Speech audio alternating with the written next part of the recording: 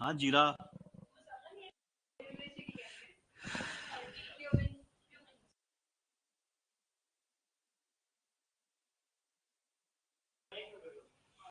मसालों का इस्तेमाल किन चीजों में किया जाता था? What was they use for? Preservative और medicine. Yes, absolutely right, medicine के लिए इस्तेमाल किया जाता था। इसके साथ साथ आपको पता है कि इंडस वैली सिविलाइजेशन में अगर हम देखते हैं, उस टाइम पे अगर देखते हैं, तो इंडस वैली सिविलाइजेशन एक खास चीज को एक्सपोर्ट किया करता था जो सिर्फ और सिर्फ इंडस वैली सिविलाइजेशन में ही तैयार होती थी। वो चीजें क्या थी? कॉटन। इसे क्या कहते थे? सिंडन। क्या कहते थे वो? सिंडन। मेसोपोटामिया के लोग, सीरिया के लोग, सुमेरिया के लोग कॉटन को क्या कहते थे? सिंडन।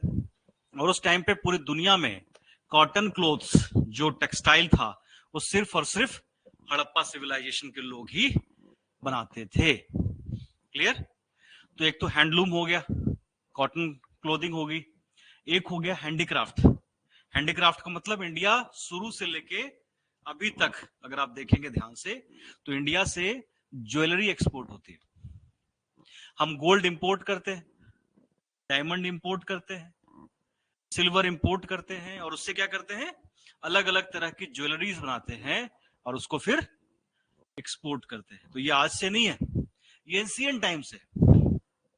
अलग अलग हैंडीक्राफ्ट आइटम्स, हैंडीक्राफ्ट आइटम्स में आइवरी आइटम्स हुआ करते थे पहले। आइवरी का मतलब हाथी का दांत का बना हुआ, क्योंकि वो हल्का होता है, ठीक है ना, मुलायम भी होता है, उससे में आप कार्विंग कर सकते हैं। तो हैंडीक्राफ्ट के बहुत सारे लकड़ी के बने हुए, है ना। उसके बाद स्कल्पचर्स, मूर्तियां, अलग अलग खूबसूरत से खूबसूरत मूर्तियां। तो इस तरह के हैंडीक्राफ्ट आइटम भी हम एक्सपोर्ट किया करते थे। तो ये एक्सपोर्ट यहां से लेके जाने का काम कौन करते थे? सबसे शुरुआत में अगर आप देखेंगे तो जो अरब के ट्रेडर्स थे, जो अरबिया है, सऊदी अरबिया आप देख रहे हैं, वहां के ट्रेडर्स यहाँ पे आते थे, यहाँ के पोर्ट सिटीज में आते थे, है ना। और यहाँ के जो व्यापारी हुआ करते थे वो कारवां ट्रेड किया करते थे, पूरे इंडिया में अपने टेरिटरी में घूम घूम के अलग अलग जगहों से अलग अलग चीजों को लेके आते थे। क्योंकि जो कारीगर होते थे उनके अलग अलग गांव हुआ करते थे। कोई स्कूल कॉलेज यूनिवर्सिटी तो थी नहीं जो फाइन आर्ट सिखाएगी या आर्ट आर्किटेक्चर सिखाएगी।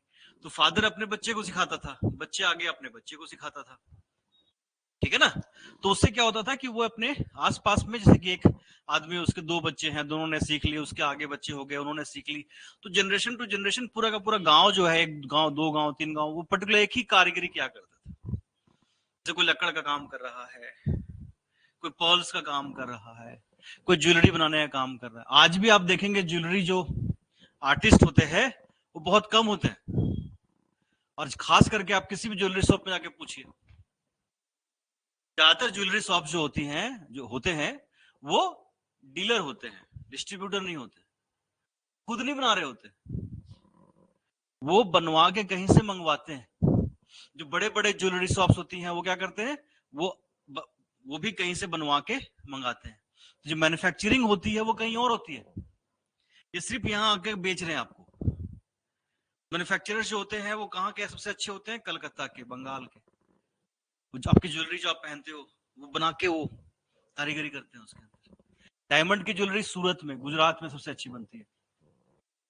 तो ये अलग अलग कारीगर आज भी हैं, ऐसा नहीं है कि हर कोई गोल्ड की ज्वेलरी बना सकता है। मुश्किल काम है ना, नक्काशी काफी बारीकी से काम करना पड़ता है, सोने को पीट पीट के पहले उसको तैयार करना पड़ता है, फिर उससे ज्वेलरी बनाई जाती है। बहुत बारीकी काम है, बहुत स्लो प्रोसेस होता है इसका। तो इस तरह से एक सिस्टम चल रहा है शुरू से। तो यहाँ पे क्या आप देखेंगे कि जो अरबी ट्रेडर्स थे वो इंडिया से क्या करते थे, अलग अलग पोर्ट सिटीज से, बड़े बड़े शहरों में आकर के, जो उनके बड़े बड़े बाजार हुआ करते थे, वहां से बड़े बड़े व्यापारियों से, जो थोक विक्रेता होते हैं, अभी ना थोक विक्रेता, होलसेल, है ना, होलसेल मर्चेंट से होते हैं बड़े बड़े, उनसे वो सारा सामान खरीद के ले जाकर के अरबिया में, यूरोप में बेचा करते थे। तो अब इसलिए आप देखते हो कि जो इटली है वो ट्रेड सेंटर था। सबसे पहले एशिया से सारा का सारा सामान इटली पहुंचता था, उनके अलग अलग शहरों में, जैसे कि फ्लोरेंस, वेनिस, इन शहरों में जाता था, और वहां से फिर वो सामान पूरे यूरोप में डिस्ट्रीब्यूट होता था। समझ में आया? तो ये प्रोसेस शुरू से चला रहा है, लेकिन जैसे मैंने आपको बताया कि एक अलग तरह की रेवोल्यूशन जो है शुरू होती है in the second half of 7th century. 650 के बाद जब इस्लाम आता है तो इस्लाम एक बहुत तेजी से बढ़ने वाला रिलीजन होता है, बिकॉज ये आर्मी के तलवार की ताकत से बढ़ाया जाने वाला रिलीजन था। ठीक है, अलग तरह का एक रिलीजन है। आप देखिए इस्लाम में, अब देखिए हिंदुइज्म क्या है, बहुत फ्लेक्सिबल रिलीजन है। हिंदुइज्म क्या कहता है कि आपका कर्म आपका फल। ठीक है, आपका कर्म आपका फल, आप कर्म कर रहे हो फल आपको मिलेगा, कर्म नहीं करोगे तो फल नहीं मिलेगा। लेकिन इस्लाम कहता है कि नहीं, अगर आप इस्लाम को मानते हो तो आपको ये चीजें करनी ही करनी पड़ेगी, आप इसे डिनाई नहीं कर सकते।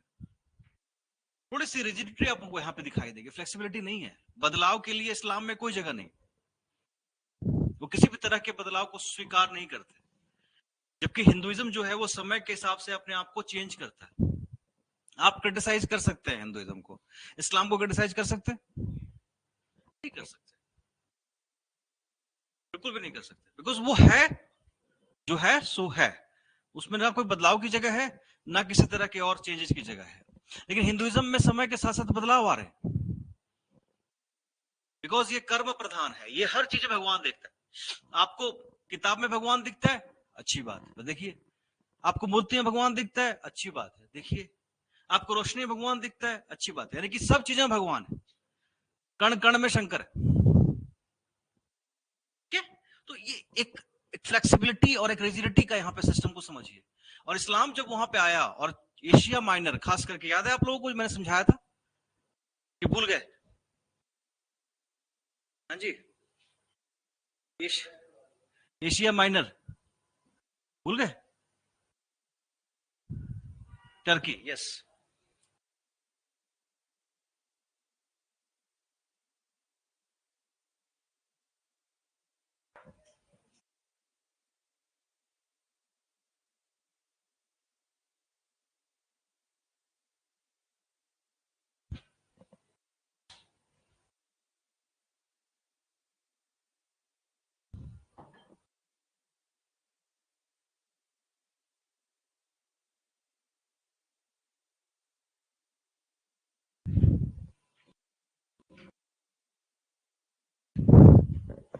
दिखाई दे रहा है सबको?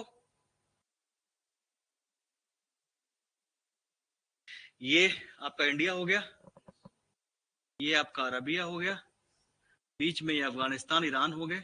तो यहां से आप देखेंगे कि ट्रेड जो है गुजरात केरला नॉर्मली यहीं पे होता था, क्योंकि यहाँ पे जो बंगाल का था वो साउथ ईस्ट एशिया के लिए ज्यादा कंसंट्रेटेड थे। मैं इधर आया था, ये इंडिया है।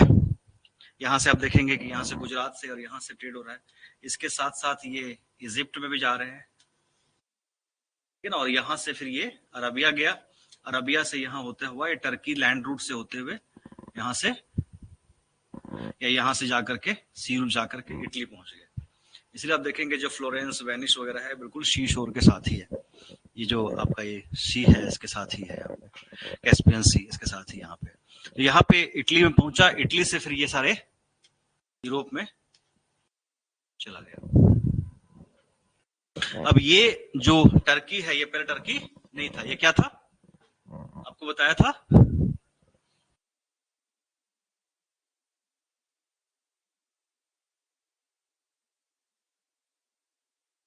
बेंजेंटाइन एम्पायर, इसे क्या कहते हैं? Eastern Roman Empire.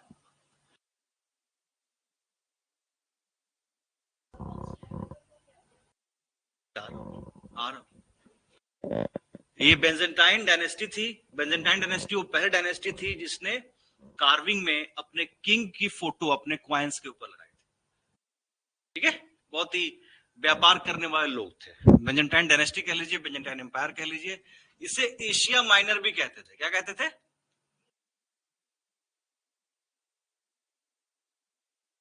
और इसका कैपिटल क्या था?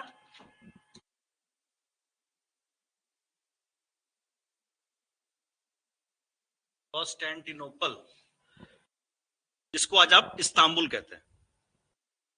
ठीक है, तो एशिया माइनर जो है वही आपका टर्की है। इसके ऊपर रूल था बेंजेंटाइन एम्पायर का। जो बेंजेंटाइन एम्पायर थी वो ईस्टर्न रोमन एम्पायर थी, यानी कि रोमन एम्पायर थी जो व्यापार क्या करते थे। और कॉन्स्टेंटिनोपल के ऊपर किसका रूल हो गया? मुस्लिम्स का रूल हो गया। कब कब हुआ? सब भूल गए। 1453 98 में तो वास्को ड गामा आया था इंडिया, कैलिकट में। याद रखिए सब चीजों को। ये 1453 एक ही डेट आपको याद रखना है बस। 1453 में इस टर्की को के ऊपर मुस्लिमों का रूल हो गया। ये महमूद थे राजा, खूब अटैक किया। ये अटैक कोई एक दो दिन नहीं चला, ये करीबन 200 सालों से अटैक हो रहा था। हर कुछ टाइम के बाद अटैक, हर कुछ टाइम के बाद अटैक, हर कुछ टाइम के बाद अटैक। परेशान हो गए रोमन्स, दुखी हो गए कि पीछे से कोई सपोर्ट था नहीं। यूरोप बढ़ चुका था, वेस्टर्न रोमन एम्पायर खत्म हो चुका था, छोटे छोटे किंगडम्स में बट गए थे यूरोपियंस। पीछे से कोई सपोर्ट था नहीं, और यहाँ पे इस्लाम के नाम पे मर्सनरीज बढ़ते जा रहे थे, अटैक और ज्यादा इंटेंस होते जा रहा था, और इनके लिए बचने का चारा नहीं था। लड़ाई बड़ी खतरनाक हुई, बहुत ही डेडली लड़ाई। कई सारे इन्वेजन्स हुए, कई बार इनके किले को तोड़ दिया गया कॉन्स्टेंटिनोपल के, लेकिन फिर भी वो अपने आप को बचाने में कामयाब रहे। एट लास्ट 1453 में आप देखेंगे कि बहुत सारे जो यहाँ के वॉरियर्स थे एशिया माइनर के, वो ऑलरेडी यहाँ से निकल चुके थे, और यहाँ के लोग जो थे वो क्या कर चुके थे, यहां से भाग के वो कहां चले गए? इटली। और इन लोगों में कौन लोग थे? इन लोगों में थे स्कॉलर्स, साइंटिस्ट, मैथमेटिशियन, वो लोग जो लॉजिक या मॉडर्निटी के ऊपर जिनकी थॉट अलग ही थी। What is modernism? किसे कहते हैं? मॉडर्नाइजेशन किसे कहते हैं? इस पर्टिकुलर प्रोसेस को क्या कहा जाता है?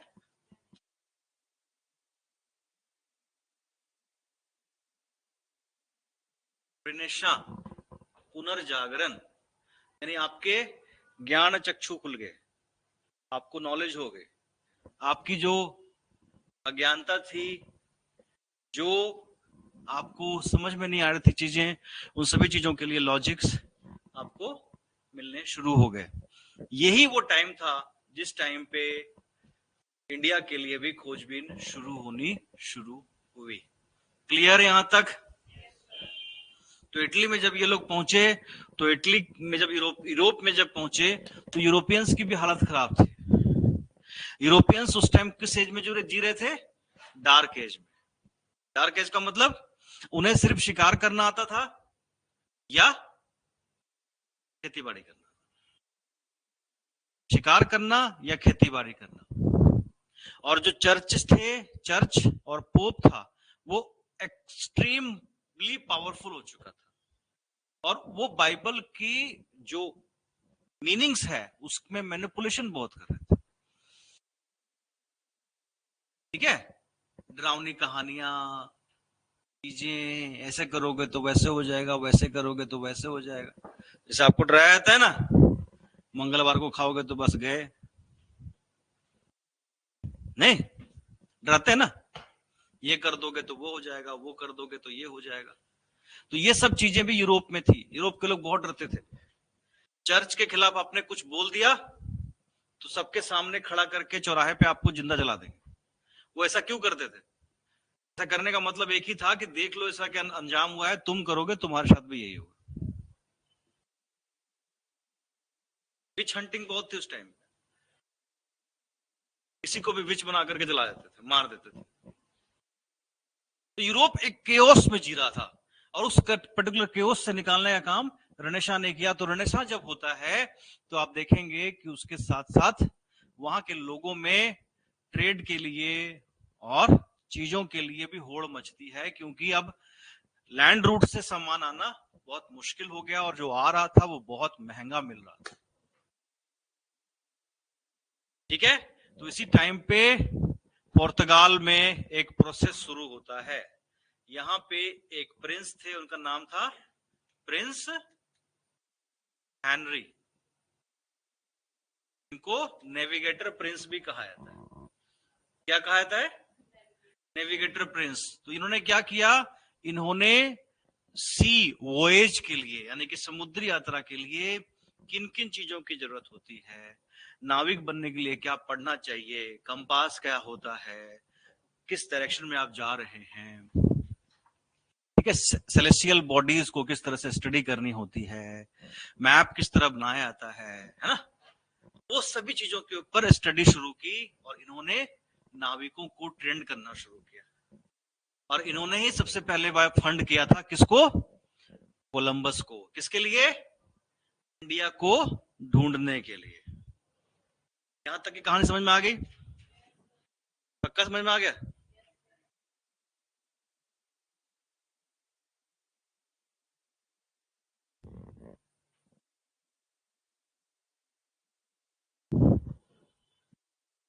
ठीक है, अभी तक कहानी समझ में आ गई?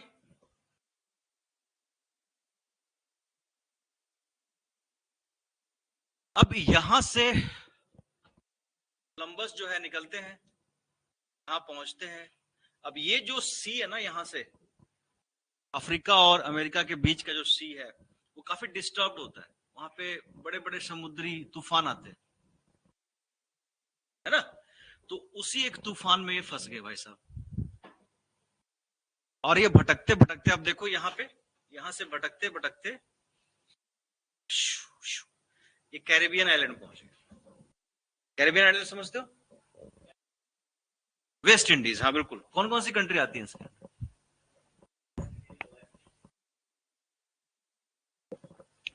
थोड़े मैप पे पढ़ा कीजिए, कौन कौन सी कंट्री आती है? जमैका, त्रिनिदाद टोबैको, नाम सुना है? ये सभी कंट्री जो होते हैं, ये हॉलिडे डेस्टिनेशन है बड़े बड़े। अमेरिकन जो आते हैं वो यहीं आते हैं, जमैका, त्रिनिदाद टोबैको, है ना, हाँ पे आते हैं। तो ये कैरेबियन आइलैंड को उसने समझा इंडिया और उसको इसका इंडिया नाम दे दिया। वो एक्चुअल में अमेरिका पहुंचे भी नहीं थे अभी। एक्चुअल जो अमेरिका है वहां तक तो पहुंचे भी नहीं थे, वो तो कैरेबियन, वो सेकंड वोएज में गए फिर अमेरिका पहुंचे। पहले में तो उनको लगा कि यही इंडिया है, इसीलिए इसको इंडीज कहा। बाद में असली इंडिया मिला तो वो ईस्ट में था, और जब दूसरा वाला था इंडिया, उसको फिर उन्होंने क्या कहा? वेस्ट इंडीज, क्योंकि वेस्ट में था, ये ईस्ट में है। ठीक है, तो हम इंडियंस नहीं है, हम भारत है। हमें अपना खुद का नाम चाहिए, हमें किसी का दिया हुआ नाम नहीं चाहिए। और वो भी किस लिए? क्योंकि हम लोग भी ट्राइबल्स थे, इसीलिए हमें इंडियंस कहा गया, इसीलिए हमारा नाम भारत रख दिया गया। ईस्ट इंडीज है नहीं नहीं तो इस तरीके से अब उसके बाद जो है इनके जो डिटेल्स थे उनको लेकर के अमेरियागो नाम के एक कार्टोलॉजिस्ट, कार्टोलॉजिस्ट मतलब मैप बनाने वाले, जी, तो उन्होंने मैप बनाया, इसीलिए अमेरिका का नाम, न्यू जो कॉन्टिनेंट था उसका नाम अमेरियागो रखा गया। समझ में आई कहानी? क्या कहानी समझ में आई, पर बताइए।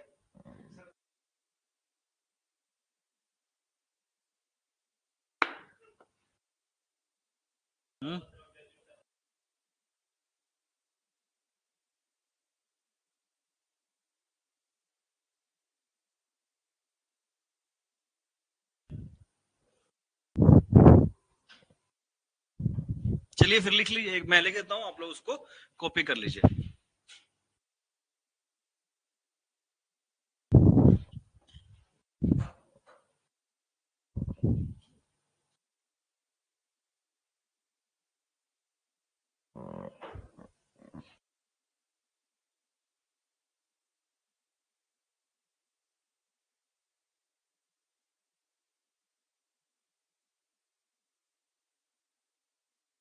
आप लोग साथ मत बैठा कीजिए, पढ़ाई करनी होती है, आपने तमाशियां करते रहते हो। आप आगे बैठा करो, आप बहुत हंसते हो, देखो झगड़ा करके पीट देगी तुम्हें, पंगे मत लो उससे। अब कमिंग ऑफ यूरोपियंस में पहला टॉपिक जो आएगा क्या आएगा, ज्योग्राफिकल डिस्कवरीज। अब जो ज्योग्राफिकल डिस्कवरीज के ऊपर फोकस करते हैं ताकि वो इंडिया कैसे पहुंचे वो पता तो लगे, हैं? चलिए,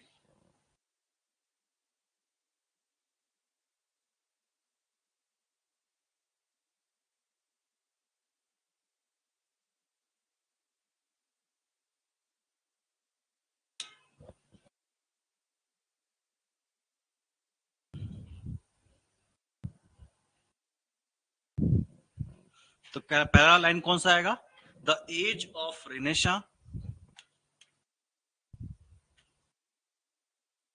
अब रेनेशा समझ गए ना आप?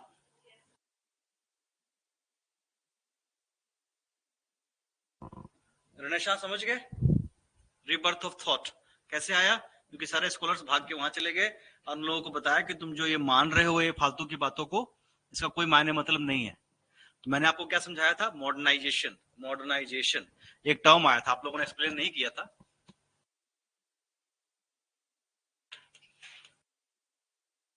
आधुनिकता क्या होता है, how could you explain, how do you explain modernisation? Development in which context? तो इकोनॉमिक डेवलपमेंट हो गया। इकोनॉमिक डेवलपमेंट, मैं अपनी सोच बदल लेता हूं, मैं सोचता हूं कि सबका मर्डर कर दूं तो मॉडर्न हो जाऊं। सोच का बदलना, ये क्या हो गया, वेग हो गया। तो वेग हो गया ना, तो नेगेटिव हो गया। थिंकिंग किस तरह की होनी चाहिए, लॉजिकल होनी चाहिए। और कैसे होनी चाहिए, साइंटिफिक होनी चाहिए, बिल्कुल ठीक। और है, मैं कब कह रहा हूं नहीं है, देखिए हर चीज में है। अगर नेगेटिविटी को देखिए, आप टेररिज्म को आप गलत कह रहे हैं, लेकिन कुछ लोग तो फॉलोअर्स है ना उसके भी। ठीक है, सही और गलत का जो डिवीजन है ना बहुत थीन होता है। आप किसी भी चीज को आप मुझे बोलो, मैं उसका नेगेटिव निकाल दूंगा, बताओ।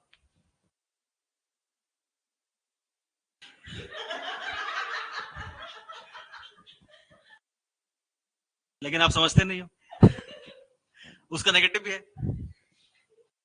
हर चीज का दो एस्पेक्ट होता है, आप समझो इस बात को। आप किसी भी चीज का पॉजिटिव भी है नेगेटिव भी है, आप उसका नेगेटिव 2 सेकंड में निकाल दो, कुछ भी बोलो, मैं नेगेटिव निकाल दूंगा, बोलो।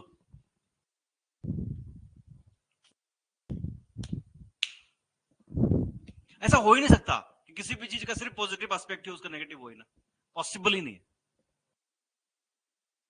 बताओ,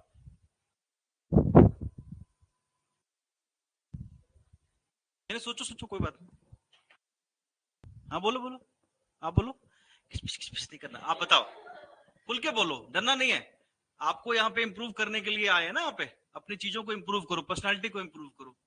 बताइए, बोलेंगे नहीं तो सीखेंगे कैसे? कुछ भी बोलो, कुछ भी पॉजिटिव बोलो, डर क्यों रहे हो, बोल दो कुछ भी। ऐसा बोलेंगे कि सर के पास जवाब ही ना है, कुछ भी बोल दो, एक्सपेरिमेंट कर लो। जैसे आज दिन बहुत सुंदर है, हाँ देखो, नेगेटिव नेगेटिविटी, देखिए आप मेरी बात को समझिए, सिर्फ हमारी सोच में है। आप इस बात को समझो, अगर सोच में आपकी पॉजिटिविटी है तो हर जगह आप पॉजिटिविटी ढूंढोगे, और अगर सोच में नेगेटिविटी है तो हर जगह नेगेटिविटी ढूंढोगे। आपको मोल्ड करना है तो मैं किसी भी तरीके से मोल्ड कर सकता हूं। जैसे कि आपके स्टेट में रोड डेवलपमेंट हो रहा है, मैं उसकी तरफ आपका ध्यान डालूंगा, मैं ध्यान डालूंगा टोल के ऊपर, देखो तुमसे पैसे लेने। आप मेरी बात को समझिए, टेररिज्म क्या है, नेगेटिव लगता है ना आपको, लेकिन बहुत लोग मानते हैं उसको। एक्सट्रीमिज्म क्या है, बहुत लोग मानते हैं उसको। वो एक नेगेटिव एनजीओ की तरह, से एनजीओ में अच्छी अच्छी बातें बता करके आपसे पैसे लिए जाते हैं। टेररिज्म या इस तरह की चीजें नेगेटिव बातें बता करके पैसा कलेक्ट किया है। अल्टीमेट एम तो लोग पैसे देना बंद कर दे, मैं कहता हूं किसी भी चीज को लेकर के, ये सभी चीजें ऑटोमेटिकली बंद हो जाएंगी। टारगेट सिर्फ एक है, आपको इमोशनल करना। आप इमोशनल हो गए, उसका मिसयूज होगा। आप इमोशनल नहीं हुए, आपको मिसयूज नहीं होगा। आप देखो जितने भी इस तरह की ऑर्गेनाइजेशंस हैं वो करती क्या है, आपको इमोशनल करती है। देश के नाम पे, धर्म के नाम पे, स्टेट के नाम पे, रीजन के नाम पे, रिलीजन के नाम पे आपको सिर्फ और सिर्फ इमोशनल किया जाता है। ऐसा दिखाया जाता है कि सारी जिम्मेवारी आपके कंधे पे है, आप नहीं करोगे तो नहीं होगा। आप इमोशनल हो जाते हो, और जैसे ही आप इमोशनल हुए आपका मिसयूज शुरू हो जाता है। छोटा सा एग्जांपल देखो, भिखारी क्या कर रहा है? कोई इमोशनली तो कर रहा है, आपको इमोशनली कर रहा है ना। आपको देख के तरह से देखो, बेचारा धूप में पैसे मांग रहा है, भूखा होगा, पैर नहीं है उसके, आंखें नहीं है उसकी, इमोशनल कर रहा है। जो फिल्में देखने आते हो क्या करता है आपको? इमोशनल करता है आपको।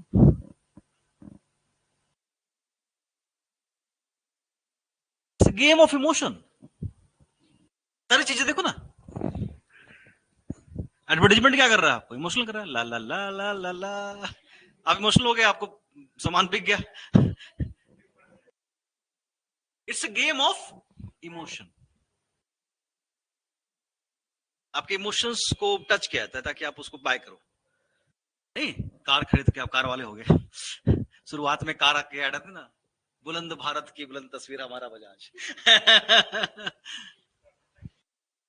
इमोशन, आप किसी भी चीज की ऐड देखो, ऐसा ही है। तो द एज ऑफ रेनेसां ने क्या किया बताइए? फोस्टर्ड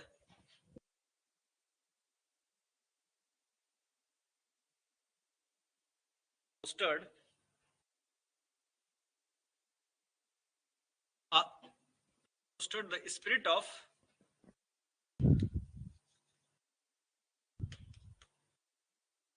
इंक्वायरी है और एडवेंचर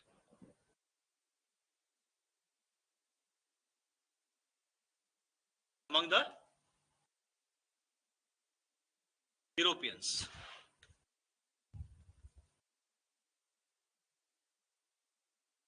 एडवेंचर, सोचो अगर यूरोपियंस की जगह हमारे इंडियंस के अंदर ऐसी फीलिंग आ जाती कि हमने जाना है हर कॉन्टिनेंट को ढूंढने, हर जगह समुद्र में, तो क्या होता? आज सब जगह हिंदी बोली जा रही होती, संस्कृत बोली जा रही होती, वो संस्कृत पढ़ रहे होते, यहाँ आने के लिए वीजा ले रहे होते। इंडिया जाना है, काश India, I want to go to India, मैं इंडिया जाना चाहता है। हमारे वीजा ऑफिसर वहां बैठे होते, कहते नहीं तुम भागो, तुमको नहीं मिलेगा। वो समुद्र से यहाँ कूद रहे होते, श्रीलंका से आ रहे होते हैं।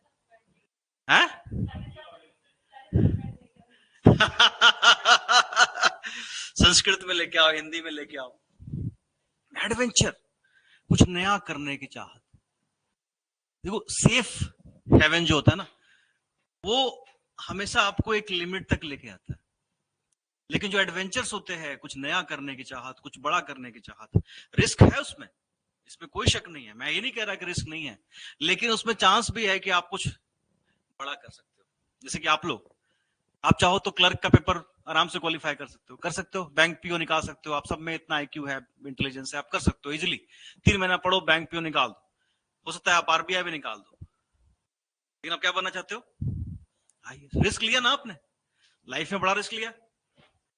आईएएस नहीं बने, पीसीएस तो बन गए, असिस्टेंट कमिश्नर प्रोविडेंट फंड ही लग जाओ, कितनी बड़ी पोस्ट है।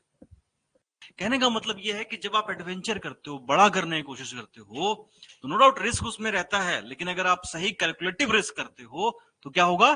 Chances are bright to get the success. तो यहाँ पे क्या हुआ? यूरोपियंस ने एडवेंचर करना शुरू, सोचने शुरू हुए, अलग अलग कॉन्टिनेंट में, अलग अलग रूट्स में। ऐसा नहीं है कि एकदम से सक्सेस मिल गया होगा, या 1-2 वोएज ही गए होंगे वहां पर इंडिया को ढूंढने के लिए, कोलंबस ही गया होगा सिर्फ। पहले बहुत लोग गए होंगे, कितने लोगों को सी पायरेट्स ने मार दिया होगा, कितने लोग रास्ता भटक के कहीं और पहुंच गए होंगे, ट्राइबल्स ने मार दिया होगा, कितने लोग भूखे प्यासे मर गए होंगे, कितने लोग अभी भी समुद्र में घूम रहे होंगे, नाव अभी भी घूम रही होगी, या तूफान में टूट गई होगी, खत्म हो गए। लेकिन किसी ना किसी ने सक्सेस अचीव की, और आज देखिए यूरोपियंस के पास इतनी एल्यूमिनियम भी नहीं है जितनी कारें वहां घूम रही है। रिसोर्सेस के नाम पे क्या उनके पास? रिसोर्सेज तो पूरी दुनिया का यूज कर रहे हैं वो। सबसे अमीर भी वही है, सबसे पैसे वाले भी वही हैं, सबसे एडवांस्ड भी वही हैं। हमें क्या मिला कि खटिया में थे हीर बन के, हैं? गुरदास मान साहब की कहानी है ना, कि खटिया में धर्म कर्म करते रह गए हम, क्या मिला हमें? अगर थोड़ा सा हम एडवेंचर जोड़ लेते, हम उस लाइन को याद कर लेते, कर्मन ने वादिका रस्ते मां फलेशु कदाचन, आज हम भी इंडियंस भी कहीं और होते। क्लियर? तो पहला लाइन क्या है रेनेसां का, ज्योग्राफिकल डिस्कवरीज का, कि रेनेसां आया और रेनेसां ने क्या किया, उनके अंदर ज्योग्राफिकल डिस्कवरीज करने का जज्बा जो है वो बढ़ाया, क्योंकि हमारे धर्म ने मना कर दिया ना। ब्राह्मणिकल एरा चल रहा था ना उस टाइम पे, ब्राह्मण क्षत्रिय वैश्य शूद्र, शुद्धता का एक, मैं क्या बोलूं, अब रिकॉर्डिंग चल रही है, मेरी तो बहुत बहस होती है ना, मैं तो खुद ब्राह्मण हूं और मैं तो खुद बहस करता हूं। किस पैमाने पे आप शुद्ध अशुद्ध की बात करते हैं? ठीक है, वो टाइम अलग था जब लोग नहाते धोते नहीं थे। आप सोचो ना, आपके पास कोई ऐसा आदमी आ जाए जो 10 दिन 15 दिन से नहाया ना हो, है ना, जैसे नाखून ना काटा हो, बाल शैम्पू ना किए हो, तो उसको आप गले थोड़े लगाओगे। तो रोज नहा धो रहा है, साफ सुथरा रह रहा है, वो तो ऑब्वियस है कि उसको दूर करेगा ना अपने से। लेकिन आज के टाइम पे कौन आपको दिखता है ऐसा? कोई दिखता है? मजदूर भी अगर एक हफ्ता काम कर रहा है तो एक दिन पूरा तैयार होकर एकदम शाहरुख खान बनकर निकलता है, नहीं? वो चीज कहने का मतलब ये है कि आज के टाइम पे अब ये चीजें नहीं पॉसिबल ना। आप जाके कहोगे मैकडोनल्ड में तेरा कास्ट क्या, जात का है, क्या बोलेगा वो? भाग्य नहीं बोलेगा। आप मैकडी में जाके बोलोगे जो सर्व कर रहा है कहा जात है, तो क्या बोलेगा वो? भागो यार। ये लिटरली हुआ है मेरे साथ। जब मैंने बताया कि मैं ब्राह्मण हूं तो मेरे लिए चेयर आया, मेरे लिए नाश्ता आया, पानी आया, लेकिन मेरे साथ के थे, मैं कंपनी की तरफ से गया था, गांव के विजिट में गए थे हम लोग, उनको बैठने तक नहीं दिया। मैं भी उठ गया वहां से। तो ये होता है। तो ये जो सिस्टम था ना, ये अशुद्धि अशुद्धि ये सब, औरतों को शूद्र का स्थान दिया गया।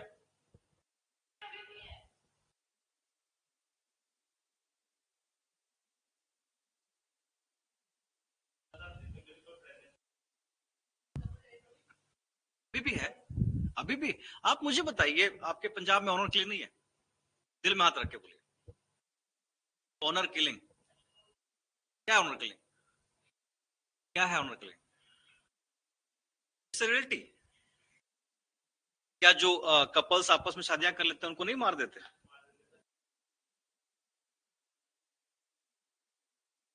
अच्छा, उनसे कोई पूछा कि क्यों मारा? नहीं नहीं, क्यों मारा? बहुत बड़े चंद्रगुप्त मौर्य के वंशज लोग, बेइज्जती होगी। देखो इस चीज को समझ, अब इस चीज को आप देखो ना, आज के टाइम पे 2024 की बात कर रहा हूं मैं, 2024 की मैं बात कर रहा हूं, आज भी ये चीजें हैं। आप एक्सपेक्ट कर रहे थे कि आपको 15th सेंचुरी में वहां पे लोग इतने इंडिपेंडेंट और फ्री माइंड से लॉजिकल होकर के समुद्री यात्रा पे निकलेंगे?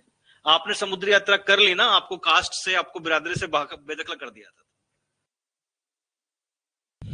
इतना आसान नहीं होता समाज से लड़ना। अगर आपको लग रहा है ना कि बहुत बहादुरी अंदर से उछाल मार रही है, आप एक काम करो, घर जाके ना थोड़ा सा किसी पूजा पाठ में या किसी चीज में हिस्सा लेने से मना कर दो, और फिर देखो क्या होता है आपके साथ। कितना इमोशनल ब्लैकमेल होगा, कितनी बातें सुनने को मिलेंगी आपको, रिश्तेदारों को फोन जाएगा, देखो जी खत्म हो गया, बर्बाद हो गया, ये हो गया, वो हो गया। आपको लगेगा इससे अच्छा कि मान लू, आप सिर्फ एक फैमिली की बात कर रहा हूं मैं अभी, सोचो वो पूरी की पूरी सोसाइटी आपके खिलाफ हो जाए, आपको लगेगा मैं जिंदा क्यों हूं? आपको लगेगा कोई आपसे बात नहीं कर रहा, कोई सीधा मुंह आपके बात, आपके घर वाले, आपके माँ बाप सीधा मुंह बात नहीं करेंगे आपसे। मैं तो शुरू से विद्रोही रहा हूं, तो मेरे को सब मान के जाता था कि ये इसको छोड़ो, कुछ बोलने का फायदा है। मैं तो मानता नहीं किसी की, और मैं आज से ऐसा नहीं हूं, मैं बचपन से ऐसा हूं। ये सबसे बनते, सब मेरे को मानते हैं। पहले नहीं बनती थी, जब मैं स्ट्रगल कर रहा था तो सब मेरे पीछे पीछे घूमते, सब मानते हैं। कहने का मतलब समझो, देखो मेरी मेरी बात को समझो। आपको लग रहा होगा कि ये आसान बातें हैं, सोशल रिफॉर्म्स वगैरह। राजा राम मोहन रॉय, ईश्वर चंद्र विद्यासागर, इन लोगों के लिए लाइफ आसान नहीं थी। इन्होंने अपनी पूरी जिंदगी कुर्बान कर दी आप लोगों के लिए। ताकि आप आजादी की हवा में सांस ले सको। ये तो लड़कियों के लिए तो जिंदगी नरक थी, नरक से भी बदतर। आपकी कोई शी नहीं थी, ना कोई बात सुनने वाला था, कोई नहीं सुनवाए, मरो, रोते रहो, कोई बात नहीं, औरतें रोती रहेगी। वो कितनी इंटेलिजेंट, कितनी शार्प ब्रेन, कितनी अच्छी, कितनी बढ़िया क्यों ना हो, this is very difficult for us, क्योंकि हम अपने ही बनाए हुए जाल में उलझ गए, अपने धर्म में, अपने कर्म में, अपने कर्म कांड में। और यही फायदा यहाँ पे यूरोप को मिला। और वहां क्या हुआ, नशा, नशा आने से क्या हुआ, वो डिस्कवरीज की, और डिस्कवरीज करने से क्या हुआ, वो आगे बढ़े। आगे बढ़ते हैं हम, नेक्स्ट प्रिंस हेनरी, नाम सुना है, navigator Prince.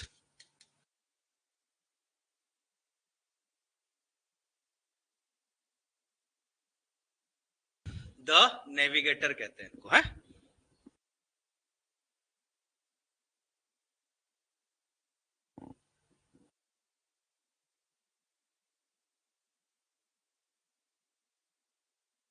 (1394 to 1460)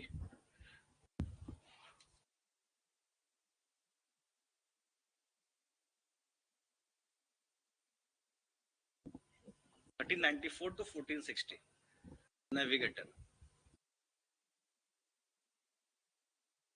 belongs to Portuguese royal family, ठीक है।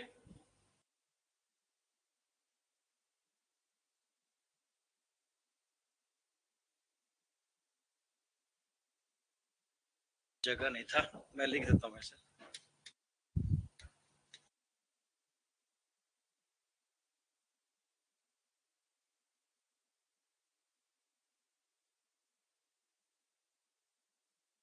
ये कौन था, ही इज द पायनियर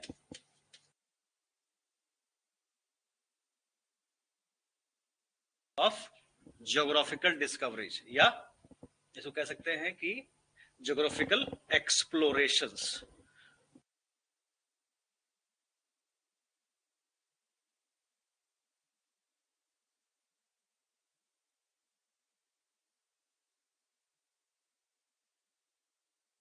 आप में से कोई समुद्र में गया, मतलब समुद्र देखा है सामने से, कहाँ देखा है आपने, कभी फील किया जाके वहां पे, बोट पे या उस तरह से, कहाँ पे गए, चेन्नई में, कैसा लगा आपको, बहुत अच्छा लगा। किस में गए थे, क्रूज में गए थे या छोटी शिप में गए थे, बीच में नहीं, मतलब वहां पे जाके स्कूबा डाइविंग की है कभी, स्कूबा डाइविंग पता है आपको क्या होता है। स्कूबा डाइविंग अगर आप करते हो ना, तो असल में आपको पता लगता है समुद्र के बारे में, कि जो उसका जो प्रेशर होता है ना पानी का, वो आप फील करते हो। आपको मतलब कुछ और समझ में नहीं आता, ना दिमाग में आता है, ना कोई भी चीज समझ पता चलती है, आपको बस समुद्र ही दिख रहा होता है। वो उसके साथ अपने आप को, जो कहते हैं ना, सिंक्रोनाइज करना थोड़ा टाइम लगता है उसमें, एकदम से नहीं हो पाता। मैं जब अंडमान गया था, तो मैंने समुद्र का असली मतलब रूप देखा था। जब हम जो मेन आइलैंड है वहां से जब हम हैवलॉक आइलैंड की तरफ जाते हैं और अलग अलग आइलैंड्स में जाते हैं, तो जो समुद्र जो लहरें आती है ना ऐसे ऐसे, सही मायने में आपको डर लगता है। तो आपको पता है कि 60 फीट, 100 फीट, 150 फीट का वहां पे सिर्फ डिस्टेंस, थोड़ा सा डिस्टेंस में वो इतना डीप है, डर लगता है। एक एक आइलैंड पे हम वो कर रहे थे, स्नॉकलिंग कर रहे थे। स्नॉकलिंग समझते हैं, वो एक पाइप सा दे देते हैं और आपके वो लगा होता है, आप सिर्फ मुंह अंदर रहता है, आपको सारा समुद्र दिख रहा होता है, आप उसी में तैरते हो, स्नॉकलिंग रहता है। एक पर्टिकुलर टाइम के बाद नीचे ना वो खाई सा दिखाई देने लगा, कितना गहरा समुद्र था, डर लगता है। सी स्नैक, जहरीला सांप होता है ये, तो आपको आम दिखेंगे वहां घूमते हुए। तो समुद्र में निकलना और जाना और नेविगेट करना इतना आसान नहीं था जी। नहीं, अब तो नहीं, पहले जब मैं जिस घर में पैदा हुआ था उसमें था ये सब, अब तो खैर घर बढ़िया। हाँ, तो कोठी बना गया, तो सब कुछ खत्म हो गया। आगे बढ़ते हैं। नेक्स्ट 2-3 नाम लिख लीजिए। बारथोलोम्यू दियाज। मैं रिएक्शन देखना चाहता था।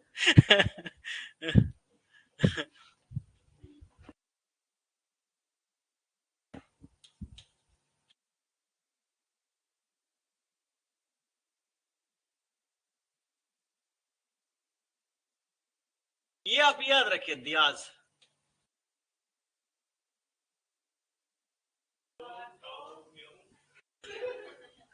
आप सिर्फ दियाज याद रखिए। आप लोगों ने केप ऑफ गुड होप का नाम सुना है? कहाँ है?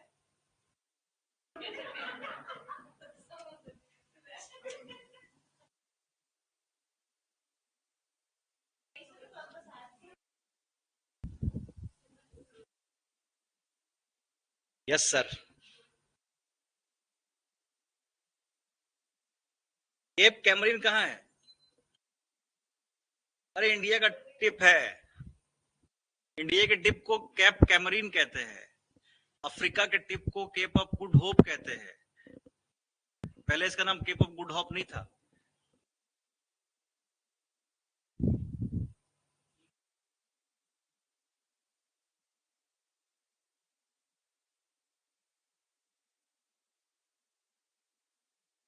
अफ्रीका का टिप दिख रहा है आपको? Cape of Good Hope. इसे केप पॉइंट भी कहते हैं, इसे केप हैंग लिप भी कहते हैं, इसे केप अग्रस भी कहते हैं। केप ऑफ गुड होप आप समझिए, केप ऑफ गुड होप। पहले से केप ऑफ स्टॉर्म भी कहते थे। यहाँ बहुत ज्यादा तूफान आता है, समुद्री तूफान आता है। तो आप ये देखो, कहा गया केप मतलब टिप।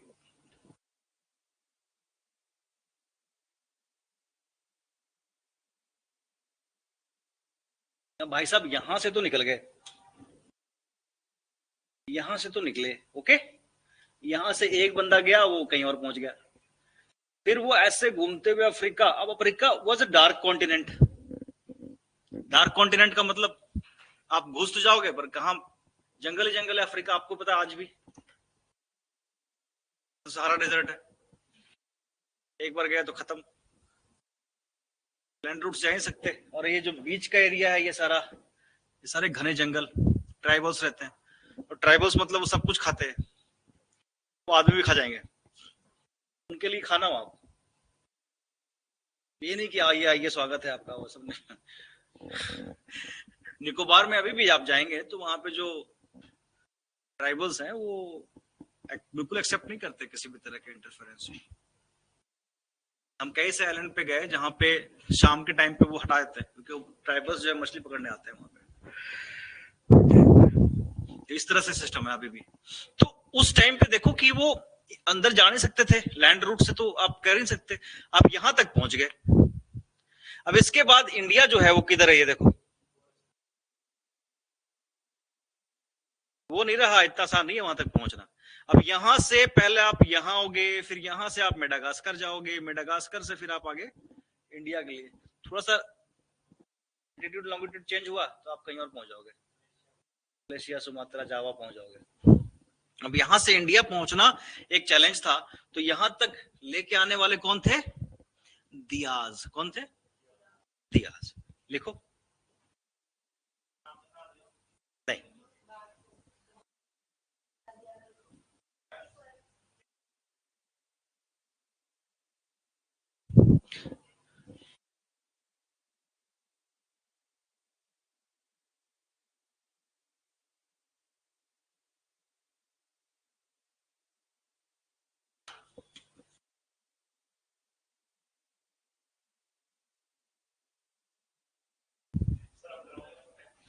अरे नहीं, वो नजदीक का चश्मा है। जब आप रीडिंग ज्यादा करते हो ना तो नजदीक का चश्मा लग जाता है। हाँ, ऐसे मुंशी, ऐसे। Cape of Good Hope. Next,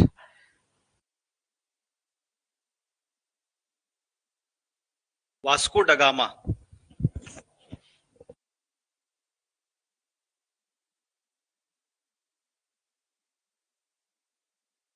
ये पहुंचा केप ऑफ गुड होप कब?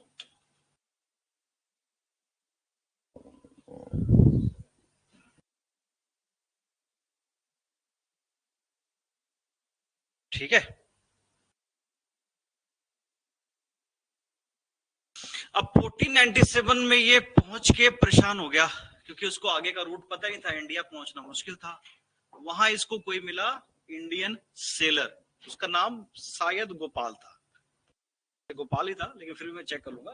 गोपाल नाम का कोई इंडियन सेलर मिला, जिसने उसे कुछ पैसे के बदले में इंडिया ले जाने का प्रॉमिस किया। कहते हैं शायद वो गुजराती सेलर था। वहां पे आया, फिर वो उसको पहले वहां से वो मेडागास्कर गए, नहीं वो केप ऑफ गुड होप ही डिस्कवर कर पाया, यहां तक पहुंचा वो केप ऑफ गुड होप। उसके बाद फिर वो आगे नहीं जा पाया, फिर वास्को ड गामा यहाँ पहुंचा, फिर मेडागास्कर गया, मेडागास्कर के बाद वो कहां पहुंचा? केरला के कैलीकट में। कहां पहुंचा? कब पहुंचा जी?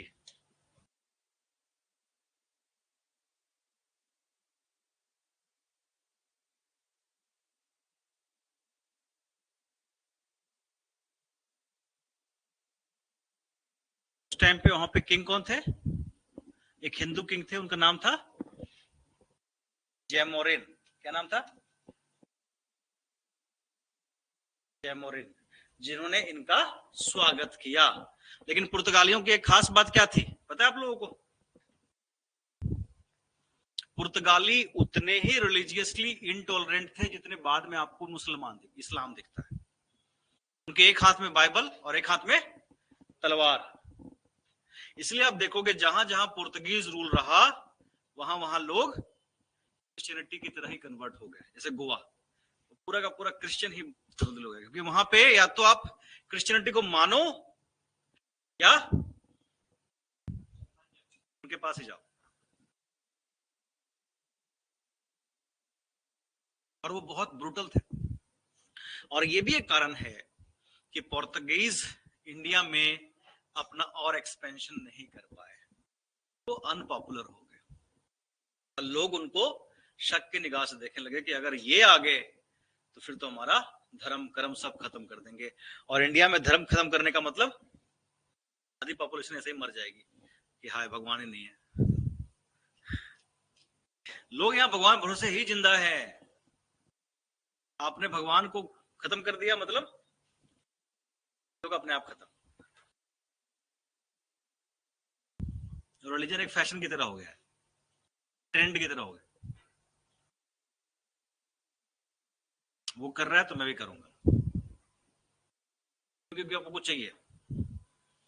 भगवान आकाशवाणी दे दे कितना ही पूजा करोगे मैं कुछ नहीं देने वाला, फिर देखते हैं कितने लोग पूजा करते हैं।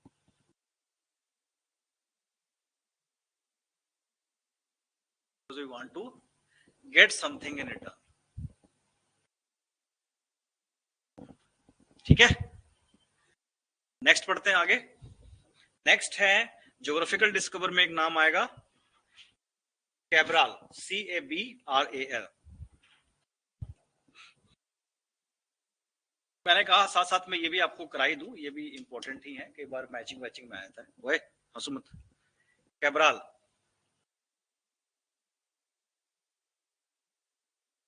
ये साउथ अमेरिका डिस्कवर किया। हाँ,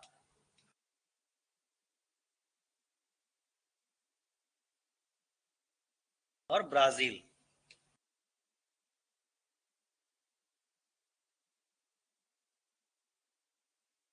साउथ अमेरिका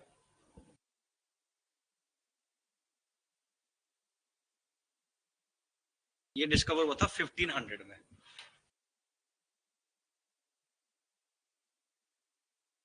और स्लेव ट्रेड सबसे पहले इन्होंने शुरू किया था, पोर्तुगीज ने। स्लेव ट्रेड, गुलामों को अफ्रीका से लेके आना, बेचना।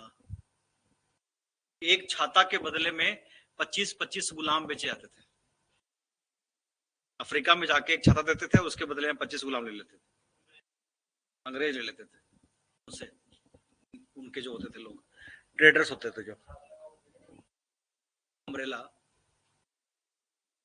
वाइन के बोतल के बगल में बदले में 10 ऐसे। वो एक पर्टिकुलर जगह है, साउथ अफ्रीका में जाएंगे आप, दिखाएंगे वो एक जगह है, वहां पे पहले उनको इकट्ठा किया जाता है, फिर सी पोर्ट के साथ एक कुआं है, कहते हैं वहां का पानी पिलाने के बाद वो सब भूल जाता था, फिर उनको छोटी बोट में बिठा करके बड़े शिप्स में ले जाया जाता था, बड़े शिप्स में उनको भेड़ बकरी की तरह ठूस दिया जाता था, रास्ते में तो कितने मर जाते थे, कोई फैसिलिटी नहीं, कोई खाना पीना नहीं, कोई कुछ नहीं, तो थोड़ा बहुत दे दिया।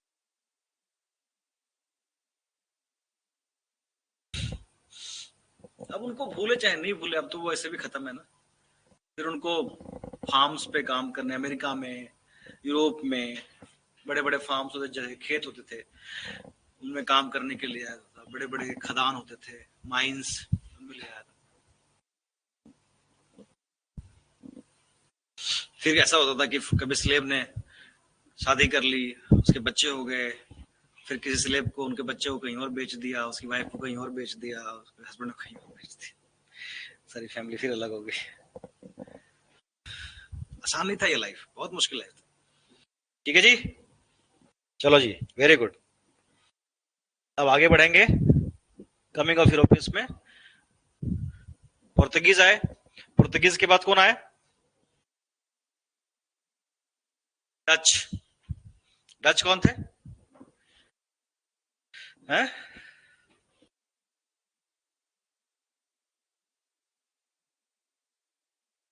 डच कौन थे भाई?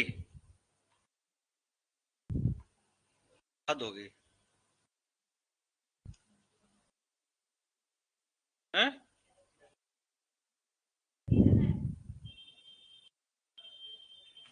नीदरलैंड, हाँ, हॉलैंड, नीदरलैंड, सब। थोड़ा सा लिखा दो इसको, थोड़ा सा लिख लो है। टाइम हो गया, कोई टाइम नहीं हुआ।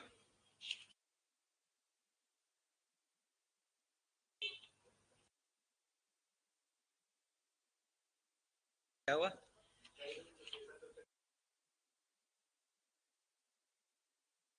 थोड़ा बहुत लिखवा देता हूँ, फिर लिख लो, उसके बाद फिर हम चलते हैं, आगे बढ़ते हैं। तो पुर्तगीज का ही भी लिखवा देता हूँ, डच भी नहीं पढ़ते, पुर्तगीज का ही ले लो, ले, ठीक है। चलो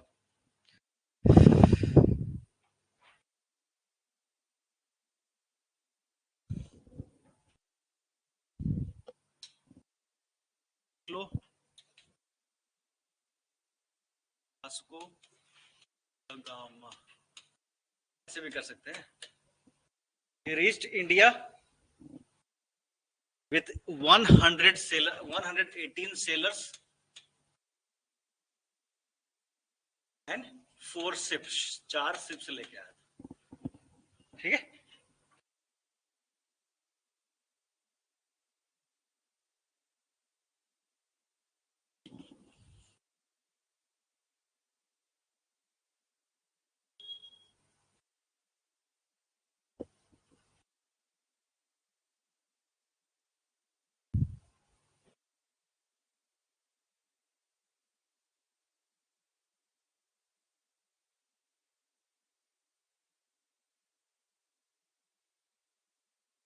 $1500 पोर्तुगीज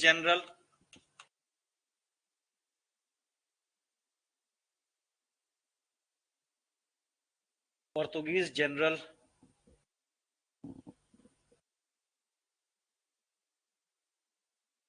कैब्रल, नाम बहुत बड़ा है इसका, लेकिन मैंने सिर्फ कैब्रल लिखा है, अटैक्ड जेमोरिन। जेमोरिन कौन थे, याद है ना? किंग, हाँ।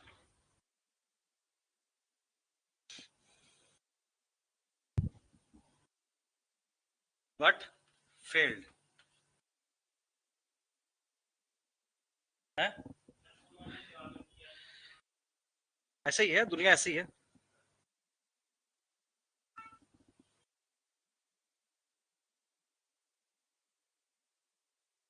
Next 1510,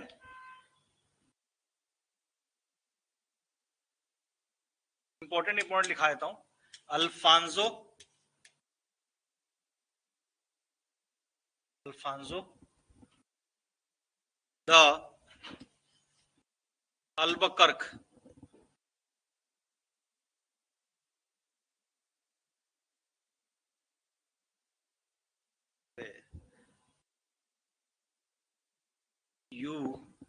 UQUERQE Albuquerque captured Goa.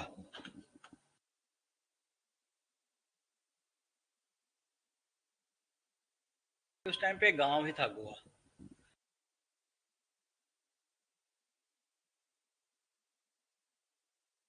जी, ये पुर्तगीज का ही सारा है।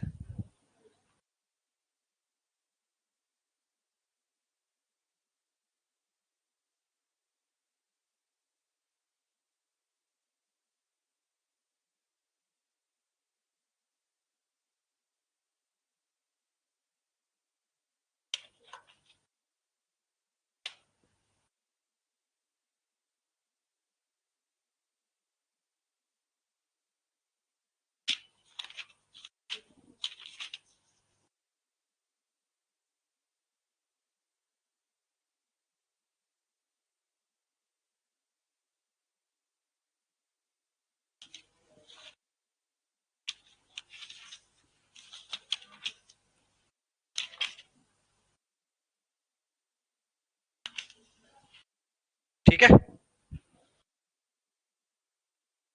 जहां तक मुझे पता है ये अल्फांसो दो अल्बकर्क है, इसी ने पॉलिसी ऑफ ब्लू वाटर भी शुरू की थी, जिसमें ये अपने नेवी को स्ट्रॉन्ग करते थे। पोर्तुगीज का सिंपल सा थ्योरी था, वो कहते थे कि अगर आप हमें ट्रेड राइट्स नहीं देंगे तो हम आपके शिप्स, जो ट्रेडिंग शिप्स हैं, उनको जहाज में डुबा देंगे, समुद्र में डुबा देंगे।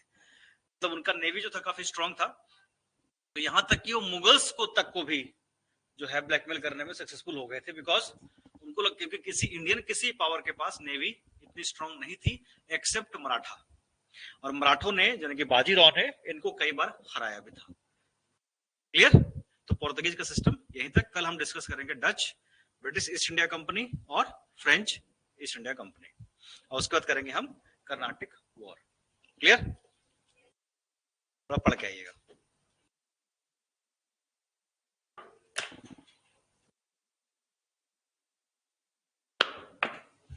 Policy of blue water. जी अवनीत, एनी क्वेश्चन?